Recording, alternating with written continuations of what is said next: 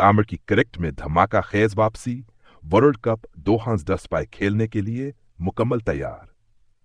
लाहौर अप्रैल 2024 पाकिस्तान के तजुर्बेकार fast bowler Mohammad Aamir ने बैनुल अक़वामी cricket में शानदार वापसी का ऐलान कर दिया है।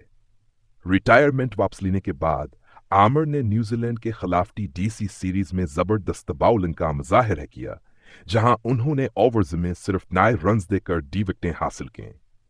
जराया के मुताबिक टी20 वर्ल्ड कप 2025 के लिए मोहम्मद आमिर को हतमिया स्क्वाड में शामिल करने पर संजीदगी से गौर किया जा रहा है।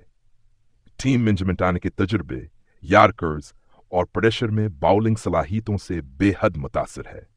मीडिया से बात करते हुए मोहम्मद आमिर ने कहा, मैंने पाकिस्तान के लिए वापस आने का फैसला सोच समझ कर किया है और अब मेरा मकसद सिर्फ एक है, वर्ल्ड कप जीतना।